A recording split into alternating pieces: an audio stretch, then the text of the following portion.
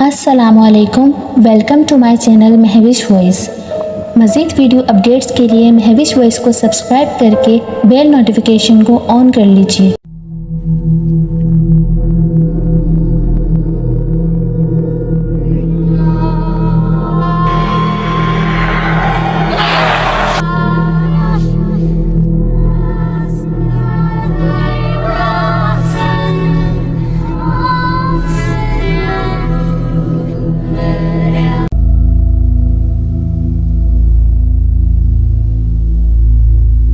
किसी की ज़िंदगी पर बीती एक सच्ची खौफनाक कहानी। ये वाक़या मेरी अम्मी जान के चचाजाद भाई के साथ पेश आया। ये जनवरी 1990 की एक सर्द रात थी। मैं और मेरे घर वाले मेरे बड़े भाई के ससुराल, जो कि भावलपुर पुरानी गल्ला मंडी में रहते थे, उनके घर रात के खाने पे आए हुए थे। हम सब घर वालों का रात इधर ही रुकने का प्रोग्राम था। खाना वगैरह खाकर चाय पीते पीते रात के 10 बज गए। मैं इन दिनों शौकिया सिगरेट पीने का आदी था।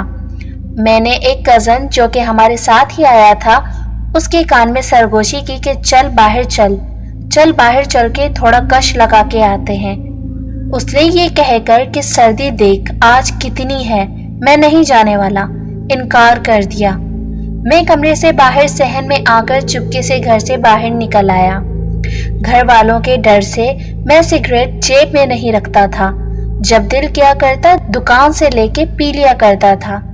बाहर आकर मैं दुकान की तरफ गुनगुनाते हुए चल पड़ा, जो कि थोड़ा फासले पर चौक में थी। उसी रास्ते में सीमेंट के गमले और जालियों की दुकान थी, जो इस वक्त बंद पड़ी थी, लेकिन गमले और जालियां दुकान के सामने रोड किनारे लगे नीम के दरख्त के नीचे तरतीब से रखी हुई थी।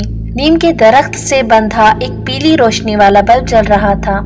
उन्हीं जालियों के पास एक काले रंग का कुत्ता बैठा था। मैंने बेध्यानी में उसकी तरफ देखा और आगे बढ़ गया। थोड़ा आगे आकर गुनगुनाते हुए ही पीछे मुड़कर कुत्ते की तरफ देखा तो कुत्ता खड़ा होकर मेरी तरफ देख रहा था।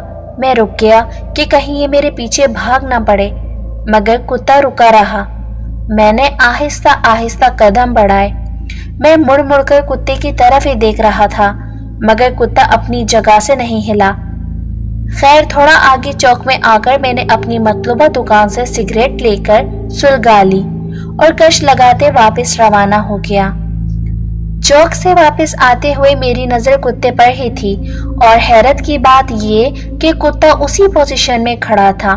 मैं रुक गया और सड़क पर इधर उधर कोई पत्थर ढूंढने लगा।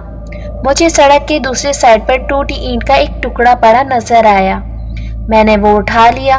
आहिस्ता आहिस्ता चलते मैं कुत्ते के बिल्कुल सामने पहुंच चुका था। कुत्ता खामोशी से खड़ा मुझे देख रहा था। ना कोई गुर्राहट, ना कोई आवाज, बिल्कुल खामोशी से मुझे घूरे जा रहा था। मैं उसके आगे से गुजरता गया।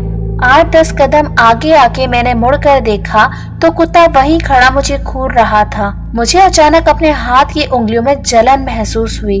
उंगलियों में दबाई हुई सिगरेट जैसे मैं भूल ही चुका था। सिगरेट ने उंगलियां जलाकर अपने होने का एहसास दिलाया। उंगलियों की जलन की दर्द की शिद्दत और बौखलाहट में न जाने क्यों मैंने हाथ में पकड़ा ईंट का टुकड़ा उछाला, जो सीधा कुत्ते के सर पे जाकर लगा। जैसे वो टुकड़ा कुत्ते को लगा, कुत्ते के मुंह से चीखदार इंसानी आवाज निकली, जो कि किसी औरत की थी कि ठहर जा बदबख्त, मैं तुझे अभी बताती हूँ। कुत्ते ने छलांग लगाकर दौड़ना शुरू कर दिया। मैं खुद वापसी की तरफ दौड़ लगा चुका था। मेरे कानों में औरत की आवाज मुसलसल आ रही थी। मैं कहती हूँ, रुक जा बदबख्त, रुक। मैं दौड़ता दौड़ता दरवाजे तक पहुंचा। जैसे मैंने दरवाजे को धक्का देकर खोला, मेरे दाएं साइड पहलू से कोई सियाह लिबास में बिजली की तेजी से मुझसे पहले घर में दाखिल हो गया। मैं जैसे दरवाजे से अंदर दाखिल हुआ, सामने कमरे का दरवाजा खुला और घर वाले मुझे हैरानी से देखने लगे। वो शायद मेरे दरवाजे को धक्का देकर खोलने की आवाज से और मेरी बौखलाहट से हैरान थे।